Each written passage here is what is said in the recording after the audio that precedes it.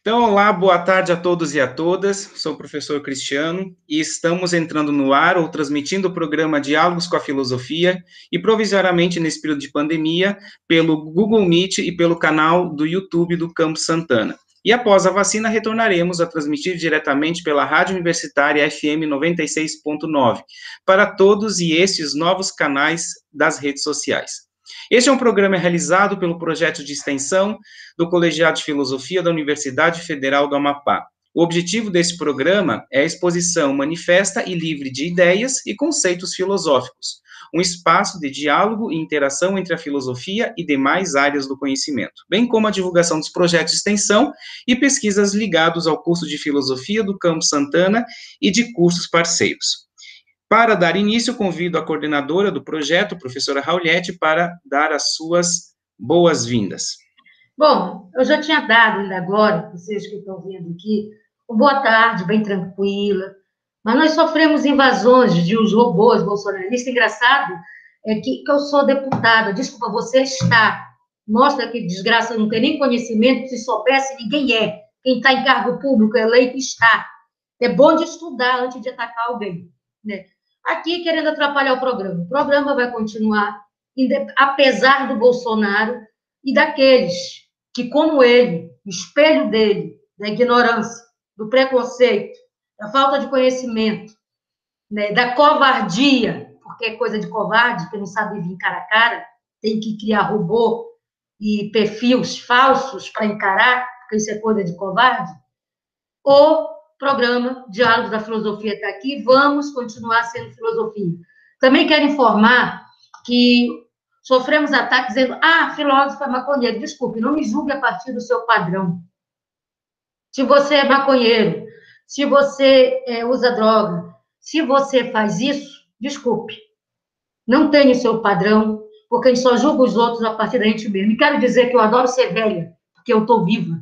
E cada vez mais velha, viva e com conhecimento. Né? Não afeta, por sinal, estou rindo, eu não fiquei nem com raiva, tá? Continuo zen hoje, vou me manter zen, porque esse tipo de gente não merece nem a raiva, nem pena merece. Merece que eu deseje tudo de pior, sim, para vocês. Que pegue Covid, tome cloroquina se não morrer, e que pegue hepatite medicamentosa. Que falhe o rim de vocês, para ver se esse cérebro para de funcionar ou funcione de vez, tá? Não adianta, o programa vai continuar, nós vamos continuar aqui fazendo críticas inteligentes, eu que estou sendo agora um pouquinho além da inteligência, inteligentes, aliás, aquém da inteligência, porque eu falei algumas coisas aqui que alguém inteligente não falaria, mas eu falo, tá? E continuaremos, sim, fazendo críticas, não adianta. E vamos continuar fazendo filosofia, porque se não fosse a filosofia, nem criar robôs vocês estariam criando para nos atacar, né? Então, quero dizer a vocês que sejam bem-vindos mais uma vez ao programa Diálogos da Filosofia, mais uma quinta, com um programa inteligente, coerente, politizado e antibolsonarista, anti-ignorância, anti-bestialidade, anti-preconceito, tá? Anti qualquer coisa que impeça o outro de pensar e ser feliz. E nós vamos continuar assim aqui, e falando mal desse genocida e dos genocidas que estão ao redor dele. E dizendo para vocês, a única coisa que eu desejo a vocês é que vocês peguem Covid e tomem cloroquina. Se não morrerem, vai ficar com hepatite medicamentosa, tá? Aí pensa que eu não desejo mal para ninguém. Eu desejo que o mundo ficará muito melhor sem gente como vocês. Boa tarde, Cristiano. Seja bem, continue o nosso programa, para que as pessoas falem agora coisa um pouquinho mais inteligente. Por que eu falei assim? Porque esse tipo de gente só entende coisa nesse nível. Nesse nível. Tá? Então, eu tive que falar a linguagem deles para ver se eles compreendem algo no único pontinho neurônio que eles têm e que não serve para nada, a não ser para defender a imagem e semelhança dele, que é o Bolsonaro, porque eles não defendem o Bolsonaro, eles se defendem, porque eles se veem neles, que eles nunca tiveram voz, porque gente como eles não tiveram voz, porque não tem espaço na sociedade, nunca tiveram, porque são ninguém, complexados, inferiorizados, e agora que encontraram alguém como eles, que conseguiu o poder, então eles não o defendem, se defendem. Mas eles não vão mudar. Eles vão continuar sendo isso, porque eles vão continuar sendo inferiores, complexados, ignorantes e a ameba que eles são. Porque está no cargo. Ter alguém no cargo que eles são imagem e semelhança deles, não torna eles melhores. Só reafirma o tipo de gente que eles são. Mantemos o nosso programa. Obrigado, professora Rauliette, pelas palavras iniciais, introdutórias. E damos início, então, ao nosso programa Diálogos com a Filosofia, seguindo toda a nossa coerência, toda a nossa inteligência, para que um programa saia como realmente deve ser. Então, damos início ao nosso quadro Filosofia e Literatura com o nosso professor César de Alencar, que hoje irá discorrer sobre a poesia de Rainer Maria Rilke. Boa tarde, professor César. A palavra é sua. Boa tarde, professor Cristiano. Boa tarde, colegas de bancada. É sempre um prazer estar aqui com vocês, apesar de toda essa situação que a gente passou, né? A gente vai retribuir a ignorância com um pouco de luz, de sabedoria para que esse povo acorde, né? E de alguma forma.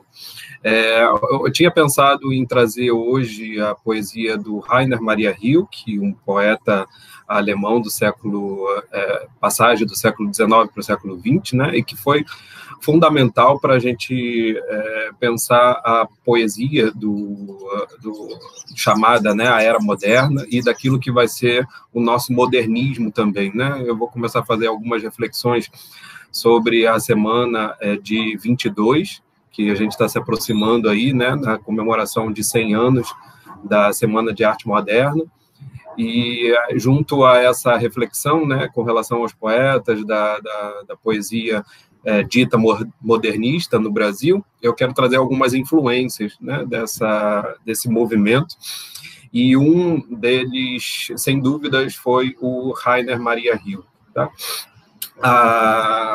Eu queria começar lendo uma poesia dele, depois eu vou comentar um pouco sobre essa obra, mas um soneto dedicado aos nossos queridos alunos e jovens, de um modo geral, né?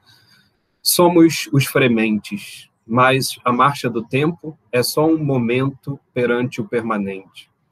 Tudo que é urgente, em breve passará, só o que é persistente nos iniciará.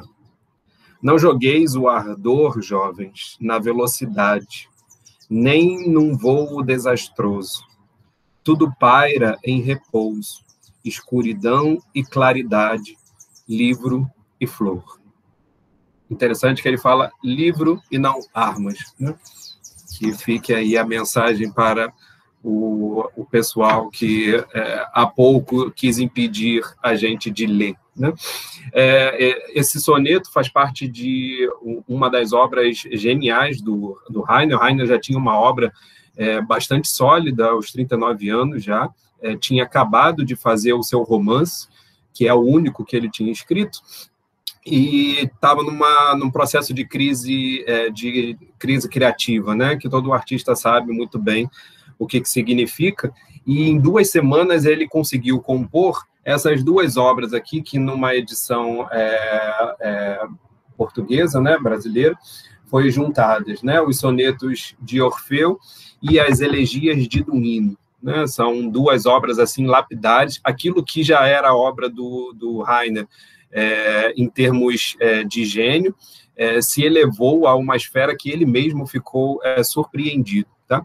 E nos sonetos de Orfeu é interessante que ele nos faz lembrar um pouco do mito de Orfeu e Eurídice, né? A gente sabe que o poeta Orfeu, na Grécia, dá origem ao movimento do orfismo. O orfismo se torna, inclusive, uma religião, né? Um movimento iniciático e religioso.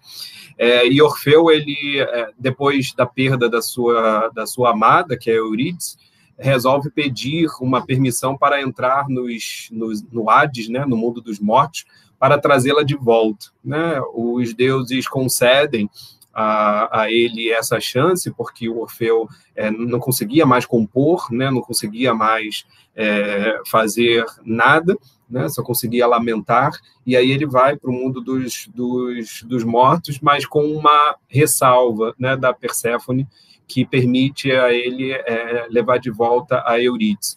Era que ele não olhasse para trás, ou seja, que ele fosse saindo do mundo dos mortos e confiasse que ela estava atrás dele, né? Estava saindo junto com ele também.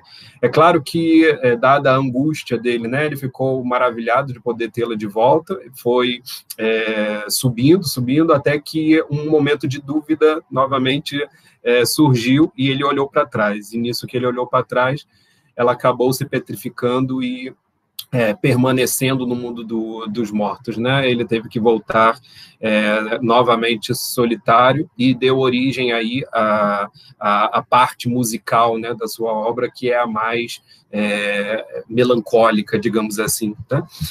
E o Rainer, é engraçado, porque eu tinha falado que ele tinha ficado um tempo sem compor, né? E quando ele volta como uma espécie de Orfeu, ou fazendo um tributo a Orfeu a partir desses sonetos, e é isso que a gente pode ler nesse outro soneto que eu vou trazer para vocês como um fechamento aqui para a gente refletir juntos.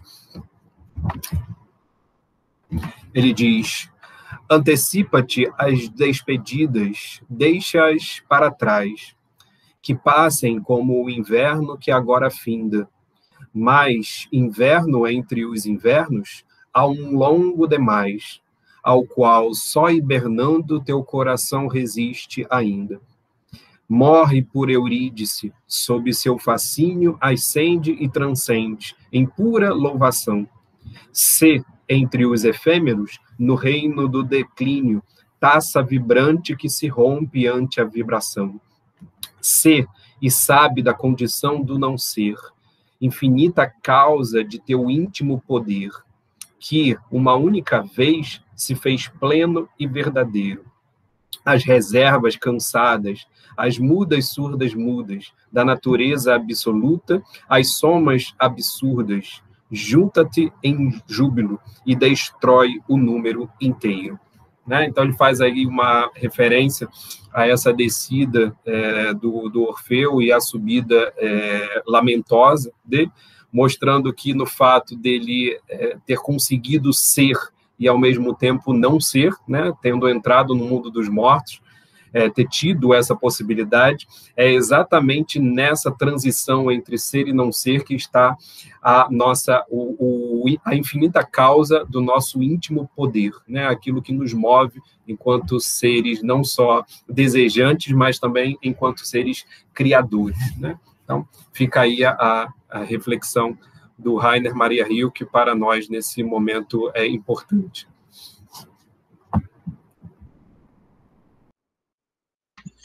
Obrigado, professor César, pela sua fala. Algum colega gostaria de fazer algum comentário? Não, eu estou aqui, como sempre, aqui ainda digerindo o que o César fala, né? Eu fico digerindo o que eles falam, depois é que eu devia ter feito essa pergunta. Mas, deixa eu continuar digerindo aqui, programa, como sempre, inteligente, seguindo em frente aí. É com você, Cris. E eu quero aproveitar, já que o professor César acabou de falar, eu gostaria que ele fizesse aqui no nosso programa o convite para o lançamento do seu projeto de extensão, né? Retórica em Foco. Professor César, faça o convite abertamente. Aliás, vai ser meu professor, e vou assistir, então daqui a pouco vou me inscrever, vai ser meu professor. Pronto, técnicas de leitura, retórica em foco, técnicas de leitura e escrita, professor César. Legal, essa é uma oportunidade boa, né, para a gente fazer. Na verdade, eu tinha deixado para fazer o lançamento exatamente hoje, né, o sistema abriu já meia-noite, aí eu divulguei para vocês, né, mas queria fazer o anúncio especial no programa desse nosso curso de extensão, Retórica em Foco, Técnicas para Leitura e Escrita, que se encontra lá na plataforma de cursos livres da Unifap, né, então vocês podem lá acessar o site do Cursos Livres da Unifap, se inscrever rápido, muito rápido, mesmo quem é de fora da Unifap, né, quem não é acadêmico, pode fazer o curso, se inscrever e tem o certificado ao final. totalmente gratuito e voltado, né, para aqueles que têm interesse de ler um pouco melhor, de escrever um pouco melhor a partir daquilo que a técnica retórica nos oferece, desde o Aristóteles até o Chaim Perelman, atualmente, né? A gente tenta reunir aí o que tem de melhor na retórica para poder oferecer a vocês um conjunto de reflexões interessantes, né, para a gente poder ter uma consciência discursiva mais apurada, né? Essa é a intenção. Então, estão todos convidados. Quem sabe eu me torne mais educada também. Tá certo. Então, não esqueçam, para vocês acessarem ao projeto de extensão do professor César, está lá na página dos cursos livres da Unifap. Não perca essa oportunidade de aprender um pouco mais sobre as técnicas de eficácia discursiva. Isso vai ampliar bastante a capacidade de vocês, tanto na leitura quanto na escrita. Muito bem. E dando continuidade aqui, eu convido então o professor Antônio Almeida, que hoje ele falará de notas sobre a personagem Garcim, da peça Entre Quatro Paredes, de Sartre. Professor Antônio Almeida, boa tarde, a palavra é sua. Boa tarde. Hoje como eu havia dito no encontro passado, eu ia falar um pouco sobre uma peça do Sartre, né, que era Entre Morte Sem Sepultura, de 1946. Mas, na semana passada, a Aira, a professora Raulete, ela me procurou e disse que estava escrevendo um livro sobre o diabo, uma espécie de biografia, e pediu para ler um capítulo. E aí eu vou citar um trecho desse capítulo do livro que ela está escrevendo, que diz assim, abre aspas: tudo que é vivo já foi inocente, bonzinho e pequeno, inclusive os diabos.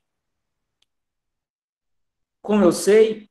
Simples, eu sou um diabo. Antes de tudo, resolvi desabafar minha vida nestas folhas de papel, porque estou numa fase em que a vida vai perdendo sentido e por isso preciso desabafar para alguém. O meu pai não entenderia, a maioria dos meus amigos não se importa com sentimentos e os que se importam não passam pelo que eu passo. Assim, irei desabafar para estas folhas de papel. A minha existência está sendo tomada pelo desespero, tendo que pensar em tantas coisas, nos anjinhos, nos diabinhos, no meu pai, no meu passado, no meu presente e no meu futuro. Escolher, escolher, escolher. Tenho que escolher amigos, lugares, vidas. Fecha aspas.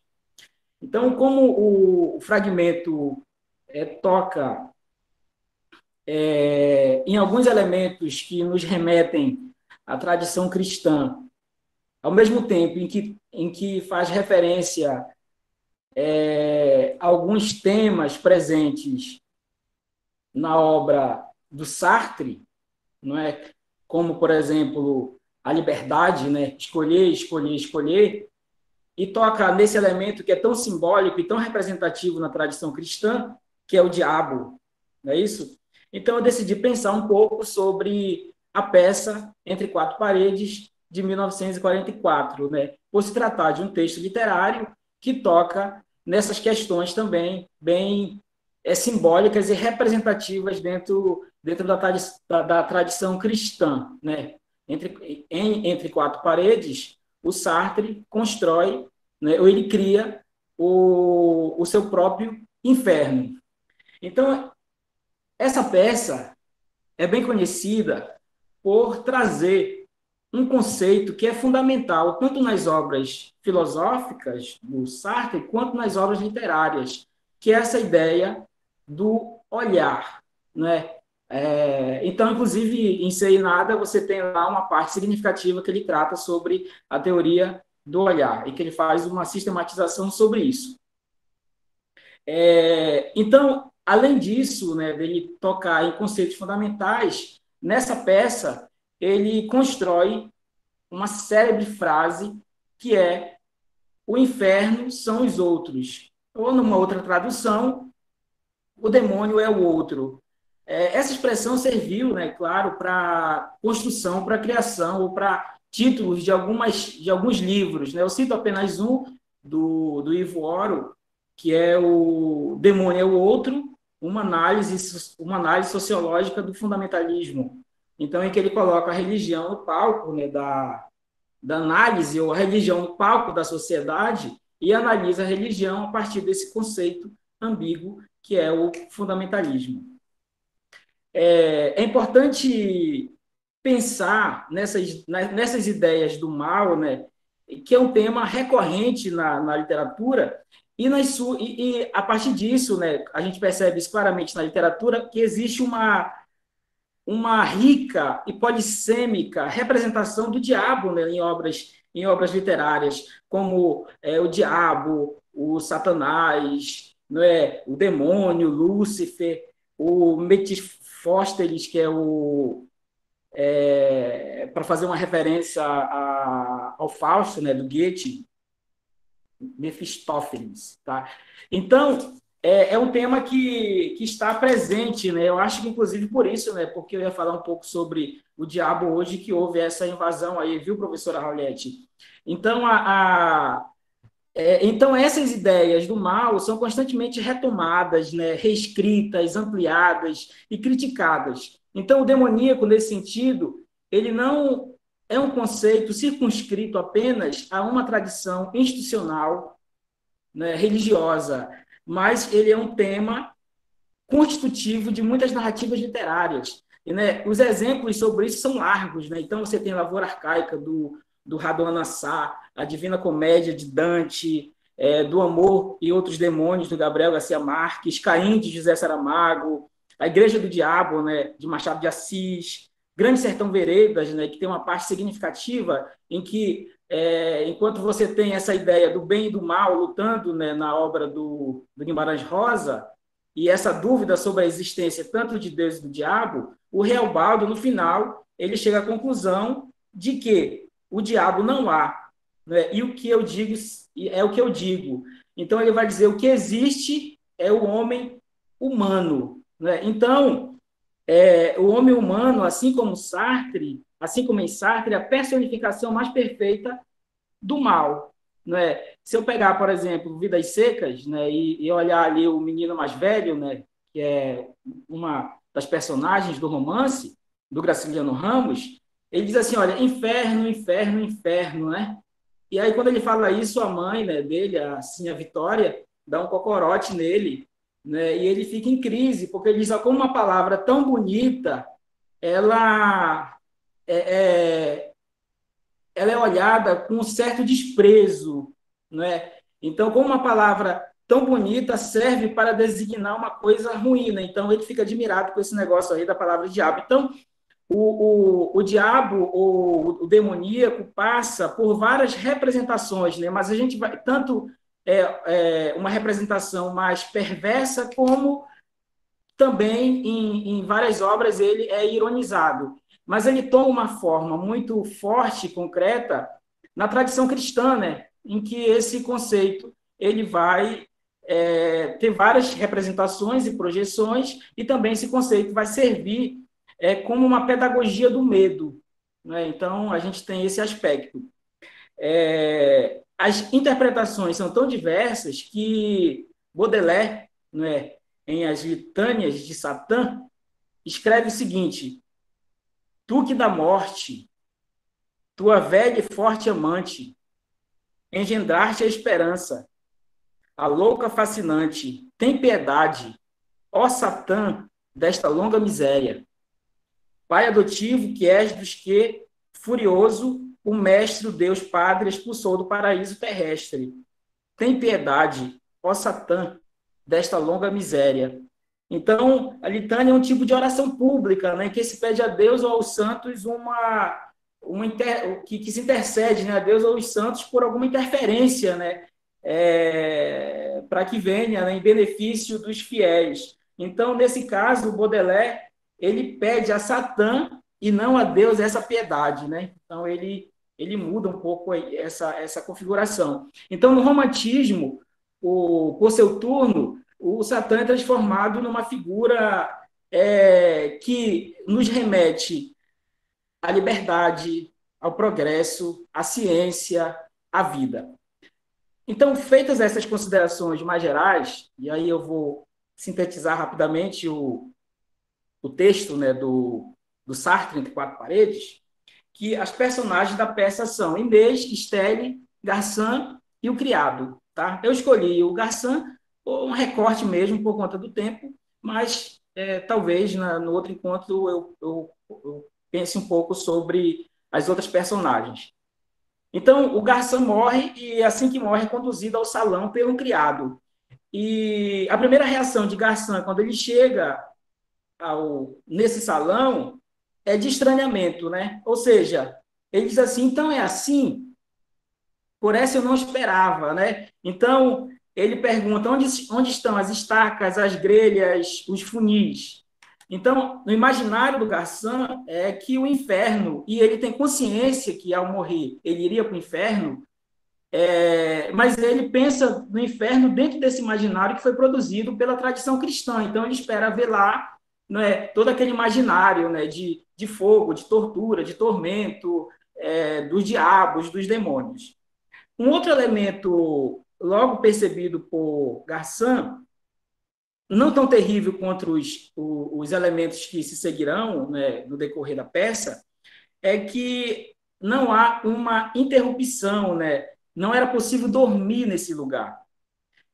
E para o Garçom, uma vida sem interrupção é extremamente dolorida, né? Para ele, a interrupção, esse sono em que é possível sonhar, esse dormir, que é possível sonhar com coisas simples e sonhar muitas vezes com o que você quer, isso não era possível ali no inferno. Tá? Então, ele diz, nunca mais hei de dormir, como poderei me tolerar? Né? Então, nesse inferno criado por Sartre, ao contrário da Terra, que havia noites, ali há apenas luz, né, iluminando a vida de Garçom. Inclusive, há uma angústia de viver eternamente de olhos abertos, né? Porque é impossível piscar os olhos ali. Na cena 3, o criado, tá? Ele conduz a esse espaço Inês, e na cena 4, ele conduz a Estelle. E é ali que começa o grande drama, né? Porque nesse ponto há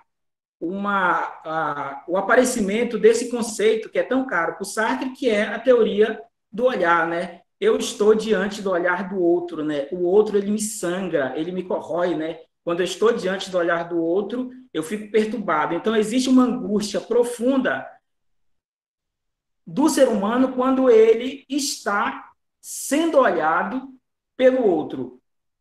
Então, só fazendo referência aqui já vou concluindo, ao Bose, né? É um grande crítico literário brasileiro que morreu agora em abril, né? Um dos tantos, né, que foram levados aí pela Covid nesse terrível mês de abril.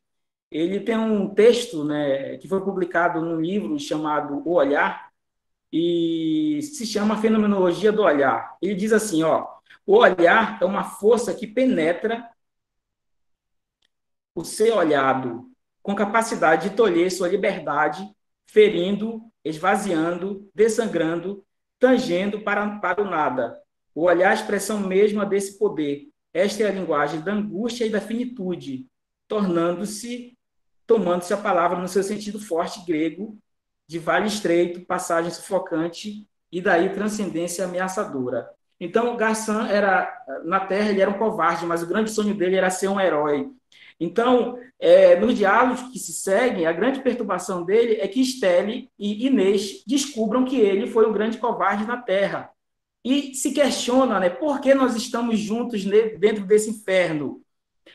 Então, há uma tentativa de esconder essa covardia. Né? E aí vem um outro conceito importante no texto do Sartre, que é essa ideia mesmo da má-fé. Né? Então, eu posso esconder para o outro quem eu sou, mas eu não posso esconder de mim mesmo. Então, eu não posso fugir daquilo que eu sou. E aí é quando o Garcim percebe que eles estão nus, né? Ou seja, o Sartre vai dizer assim, né, que esse é o grande pecado original, né? É estar nus, é estar nu, sem sem máscaras diante do outro. Então há dois tipos de angústias: a angústia de ser olhado e a angústia da palavra, né? Porque o Garçom diz assim, olha, se nós ficarmos calados aqui, nós podemos nos salvar, né? Só que é impossível ficar calado ali, né? Eles falam. Então, existe uma angústia do olhar e uma angústia da fala. Então, no primeiro momento da confissão, ele tenta negar que era covarde, mas quando ele percebe que está nu diante do outro, aí vem o segundo momento da confissão, que ele vai dizer assim, olha, de fato, eu fui um covarde, né? E aí é quando ele percebe e descobre que ele está vivendo um momento mais cruel, mais sufocante e mais angustiante naquele inferno, porque ele está diante do outro. E aí eu concluo aqui, né, que ele, numa fala do Gassan, quando ele percebe que ele disse, olha, para mim estamos nus, nus até os ossos, e conheço você até o fundo do coração. Não quero apodrecer nos seus olhos. E continua, tá? Aceitarei tudo, as tenazes, o chumbo derretido, as pinças, os garrotes, tudo que queima, tudo que dilacera. Quero sofrer de verdade. Prefiro sem dentadas. Prefiro a chibatada a esse sofrimento cerebral. É esse fantasma de sofrimento que roça, que acaricia e que nunca dói o bastante. Todos esses olhares que me comem. Ah, vocês são só duas? Pensei que fossem muitas. Muitas mais. Então é isso que é o inferno. Nunca imaginei. Não se lembram? O enxofre, a fogueira, a grelha? Que brincadeira! Nada de grelha. O inferno são os outros. Então, como se vê, né, para Gassim era preferido o inferno, né, que povoava o seu imaginário, né, com suas grelhas, seus funis, seus métodos de tortura, a esse inferno, né, que é de ser olhado eternamente pelo outro, né, ou seja, ser alienado, objetificado pelo olhar de Inês e de Estelle. Então é isso. Obrigado, professor Antônio, pelas suas contribuições, reflexões, né, da personagem Gassim, né, da peça Entre Quatro Paredes, Sartre. Fica aberto para se algum colega queira fazer algum comentário. Eu só queria fazer uma observação a partir da brilhante fala do professor Antônio, que eu lembro de ter lido uma vez num artigo a respeito do Guimarães, há muitos anos atrás, eu não vou conseguir me lembrar do título desse artigo, mas era muito interessante porque era um artigo que se debruçava sobre o método arquivístico do Guimarães. Tinha caixas e caixas, ele não escrevia ao contrário que as pessoas imaginam, que ele se inspirava, nada, ele era, como todo escritor, super meticuloso, organizava um material próprio de referência e tal. E aí, nesse artigo, dizia que o Guimarães ele tinha dois grandes amores, o Plotino, por um lado, e, por outro lado, qualquer tipo de literatura ligada à demonologia. Então, tudo que tinha a ver com o diabo, ele comprava. Ele podia estar no interior de Minas, na França, ou em qualquer outro lugar, mas, enfim, a moral da história do artigo era dizer que a grande questão do Grande Sertão é o diabo. Então, assim, só para reforçar o tanto que essa temática é importante na literatura internacional e nacional, né? Fazer só aqui uma perguntinha. Primeiro dizer que eu sempre tive fascínio, né, essa questão do Lúcifer, do diabo, essas coisas. Quando mais nova tinha muito medo. Medo e fascínio. Hoje, mais fascínio do que medo, né? Como eu disse, eu tenho medo de gente. De demônios, não. Porque os verdadeiros monstros mesmo somos nós mesmos, como diz o outro, né? São os humanos. Mas é que, autoridade, qual a idade da Aira mesmo? Só para eu saber que eu estou ficando velha. Tem 9 anos. Estou ficando velha. Autoridade, desprepara, autoridade. Desprepara, que a Aira... recomendo para ela um livro que eu li ainda muito nova, sabe? E ainda bem que eu cheguei, estou velha, graças, que eu estou viva e bem viva, né? É chamado A Rebelião de Lúcifer, de J.J. Benz. É muito bom, tá? Gostei muito, que é uma outra visão. Eu tinha esse livro, não sei, não é que você vai emprestando, vai e eu não sei, mas eu recomendo A Rebelião de Lúcifer, tá? Muito bom, eu gostei demais, demais, demais desse livro, de todos que eu li sobre demônio, Lúcifer, esse foi um dos que mais, né, me atraíram, né, para este lado aí. Né, hoje o César e o Antônio arrasaram. Vamos ver se o outro vai me fazer ver o filme de novo. Meu Deus do E só céu. para fazer uma brincadeira E também. eu fiquei feliz com essa. Desculpa, Fábio. Eu fiquei, só para complementar a Olhete, fiquei muito feliz de conhecer aí esse lado literário né? Vai ter um futuro brilhante aí pela frente, com certeza. Investir mesmo. Parabéns, Antônio. Ela é melhor que ele. Ah, ela é uma leitura compulsiva, né? Então, eu fico preocupado, né, de estar criando uma monstrinha aqui em casa, né? Às vezes eu saio correndo aqui com medo dela. Mas é isso, né? Mas eu acho que essa relação, né, que a gente tem com a realidade, ela é muito... É por isso que passa, né, por essas representações, né? Porque a relação que a gente tem com a realidade, ela é muito simbólica, né? O Cassirer já dizia isso, né? Eu não consigo ver a realidade face a face, né? A realidade, tenho contato com ela a partir de símbolos. Então, essas representações, né, eu fiquei curioso só dela tocar nesse tema, né? Porque é uma coisa que não se fala quase que em casa, né? Mas ela deve ter visto, sonhado, sei lá, enfim. Mas beleza. E só a título de curiosidade, já que a gente estava falando do Lúcifer, eu vou mobilizar o meu latim mequetrefe, que eu já não estudo há muitos anos, então eu quase não consigo nem ler mais nada. Mas eu lembro do meu tempo de estudar latim, que Lúcifer vem da palavra ferro, né? Que é de onde veio ferrovia e assim por diante. E Lúcifer é aquele que traz a luz, né? Então, o Lúcifer ele seduz justamente porque ele é capaz de apresentar uma certa versão do mundo e uma versão sedutora. Sim, sim. Muito bem, então, professor Antônio, agradecemos, né, a sua contribuição para o programa Diálogos, e agora passamos para o quadro Filosofia e Cinema, ou seja, mais um filme para a nossa lista, né, professora Rauriette? Então, com vocês, eu convido agora, então, o professor Fábio Zanoni, que vai falar sobre o filme As Pontes de Madison. Com você, professor Fábio. Muito obrigado, querido, e muito obrigado a todos os colegas pela oportunidade de estar aqui com vocês. Foi uma delícia escutar o César falando, uma delícia escutar o Antônio falando, uma delícia ver que a Raulette não terminou o programa sem dar uma chapuletada nessa gente tosca. E, aliás, Raul, eu queria só complementar, fazendo um comentário a respeito dessa situação de ataques bolsonaristas e tal, que eu não entendo porque há tanta falta de imaginação do lado de lá. Porque é sempre maconheiro, assim, dá para falar que é tirador de cocaína, que gosta de LSD, que injeta, sei lá, tem tanta droga. A maconha é mais leve, não é possível. Álcool faz mais mal que maconha. Podia ser, sei lá, seus fumadores de tabaco, enfim, ia ser pior, assim. Maconha, cuidado, maconha.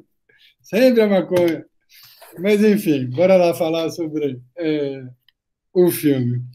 Eu recomendo vivamente a quem não viu que veja o filme Pontes de Madison, porque, sem dúvida nenhuma, é um dos filmes mais belos já feitos na história hollywoodiana a respeito do amor. E o que é muito curioso, entre outras coisas, é que um filme feito por enfim, um sujeito, que é o Clint Eastwood, que, do ponto de vista político, é super conservador, apoia o Partido Republicano, e é muito engraçado, porque produziu, na minha opinião, uma obra-prima. E, enfim, eu poderia ficar aqui falando longamente a respeito de inúmeras cenas que compõem esse filme, mas eu quero destacar um elemento que me parece bastante importante de a gente perceber que está lá em funcionamento no filme, sobretudo porque é um elemento bastante disruptivo em relação às narrativas que eram feitas em Hollywood, mas também no restante do mundo. Que é o seguinte, via de regra, nas narrativas cinematográficas amorosas, a personagem feminina só pode trair o marido sob a condição de o marido ser um tremendo de um filho da puta. Se não for assim, nada feito. É vagabunda, é piranha e assim por diante. Ou seja, se vocês pegarem um filme bem famoso, como por exemplo Titanic, o espectador só se sente autorizado a gostar do fato de que a Kate larga o marido para dar para o Léo, porque o marido da Kate é um ogro, opressor e assim por diante. Do contrário, ela seria vista por boa parte do público como safada, libidinosa e assim por diante.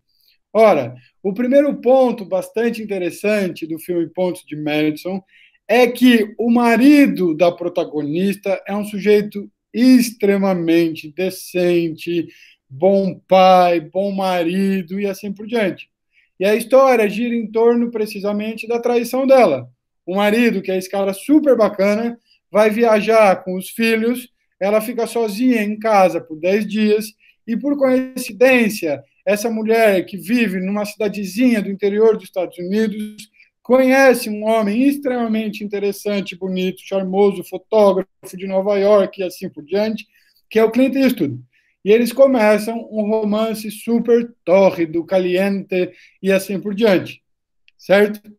Ou seja, esse filme, ele é incrível, entre outras coisas, porque é a primeira vez na história do cinema americano que a mulher pode se apaixonar por mais de um homem sem que ela tenha, para isso, que ter tido uma experiência horrível com o primeiro homem. Porque, como é evidente, a gente sabe que no caso das personagens masculinas não há nenhum problema do homem se apaixonar por mais de uma, né? Mas no caso do mundo simbólico feminino, tal como é produzido pela indústria hollywoodiana, a coisa não se passa assim.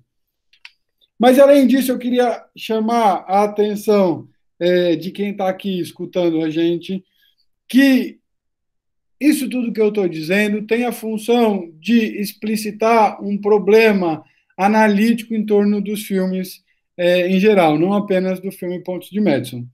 Ou seja, via de regra, quando a gente vê uma determinada experiência, uma determinada atitude sendo representada no cinema, de forma a colocar na ordem do discurso algo que antes não podia entrar na ordem do discurso, a gente tende a festejar que isso tenha acontecido.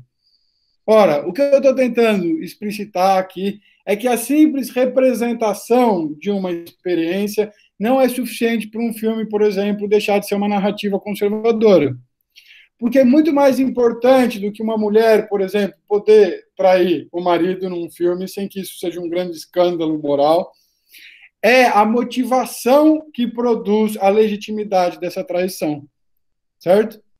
Ou seja, no caso da Kate, no filme Titanic, a traição só é legítima porque o marido é um brucutu, um ogro, um violento e assim por diante. No caso das Pontes de Madison, a motivação que conduz ao personagem até este comportamento é totalmente diferente.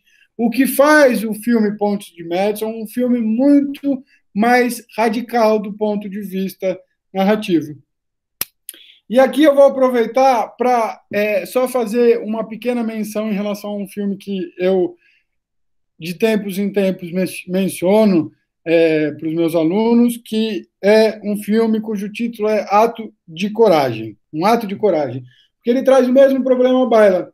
Porque nesse filme, o que está em jogo é um pai, que é interpretado pelo Denzel Washington, que entra num hospital público e sequestra, por assim dizer, o hospital inteiro, que está, pelo menos as pessoas que estavam lá, a fim de que o hospital, que não tinha por assim dizer, nenhum interesse em fazer a cirurgia do filho dele que está prestes a morrer, para que os médicos sejam obrigados a fazer essa intervenção cirúrgica, certo? E as pessoas gostam do filme. Por quê? Porque tem uma motivação que é uma motivação que foi submetida a um processo de familiarização e privatização, coisas que a gente entende. Ao passo, por exemplo, se a gente estivesse assistindo um filme em que o Antônio, a Rauliette e o César fizessem parte de um sindicato que resolveram tomar um hospital para obrigar o hospital a oferecer cirurgias grátis para as crianças que estão morrendo, ninguém ia gostar do filme. O que mostra o tanto que a motivação de uma ação é absolutamente fundamental para a gente entender que tipo de ética está prevalecendo num dado momento. Ou seja, o filme, para mim, Pontos de Madison aqui, foi hoje uma maneira de tematizar como a reação dos espectadores diante de certos filmes mostram de maneira bastante clara qual é, por assim dizer, a constituição ética dos espectadores num determinado momento histórico. E vejam, essa motivação ética, e é com isso que eu termino, não tem a ver com tão somente esse plano de identificar se tal ou qual ação se encontra presente num determinado filme. Mas, para além da verificação de saber se essas ações estão presentes ou ausentes, a motivação da ação de uma personagem é algo que impacta de maneira muito forte a sensibilidade dos espectadores.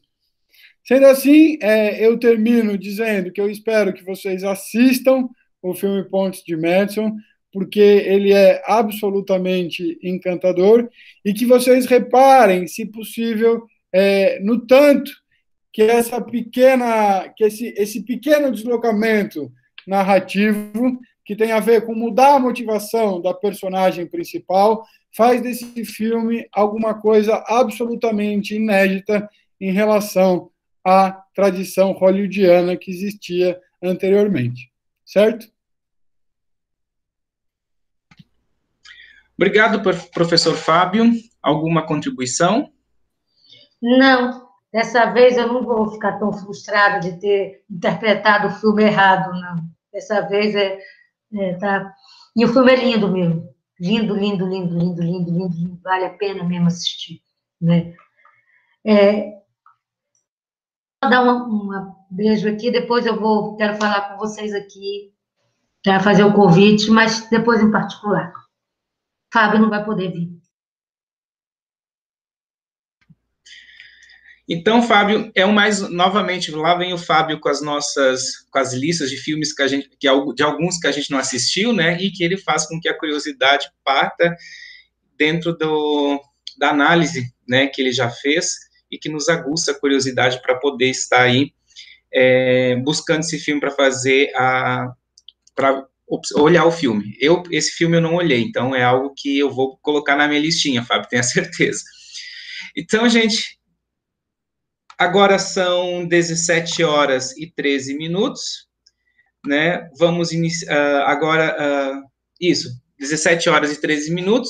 Estamos no processo já de conclusão do nosso programa. Então, eu gostaria de deixar aqui aberto para fazer as considerações finais, né? Fica livre para o professor César, Fábio, professora Rauliette, professor Antônio, né, para fazer as considerações finais do nosso programa do dia de hoje, 29 de abril.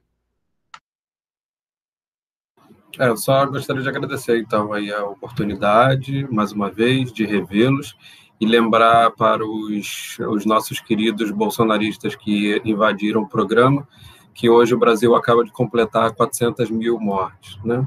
Então, que fique aí como uma resposta para pesar na consciência desses sujeitos. É isso, gente. Até a próxima.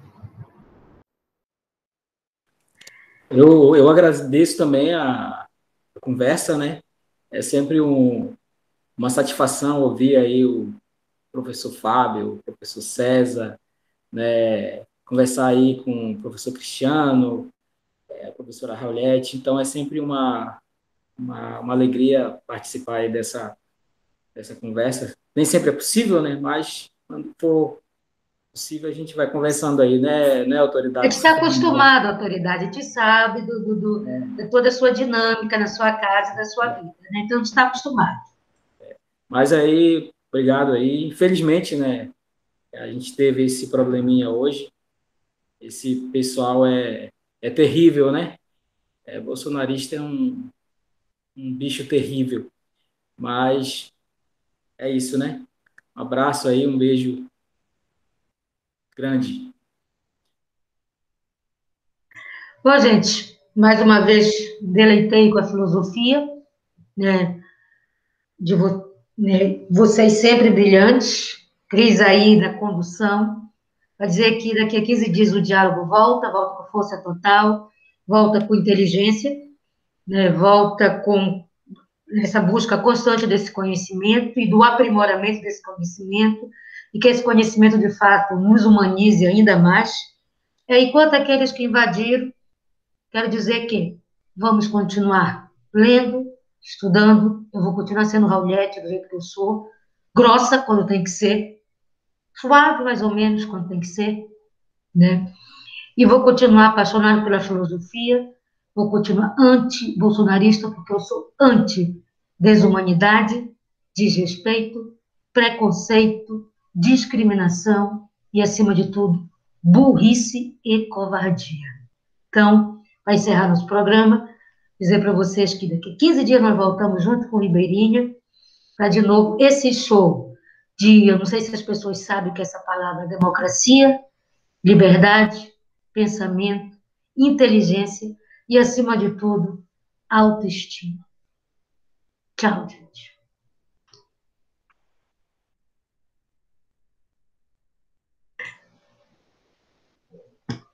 Tchau, o microfone, Cristiano. Obrigado, César. Então, encerrando o programa Diálogos com a Filosofia, né, realizado, então, pelo projeto de extensão do curso de Filosofia da Unifap. Você acompanha, compartilha e interage com o nosso programa em tempos de pandemia, através do YouTube do Campo Santana, bem como das páginas das redes sociais, tanto Facebook ou Instagram do curso de Filosofia, bem como Diálogos à Filosofia e também da página do Campus Santana. Na apresentação, o professor Cristiano, juntamente com o professor César, professor Fábio, professor Antônio e a coordenadora do projeto, professora Raulete Diana. A coordenação do projeto é comandada pela professora Raulete, coordenação do curso de Filosofia, professora Frânio, patrocínio e direção do Campo Santana, professor Cristiano. Obrigado a todos que nos assistiram e aqueles ainda que vão nos assistir posteriormente, né? E daqui 15 dias estaremos de volta com Diálogos da Filosofia, juntamente com o projeto Ribeirinhos.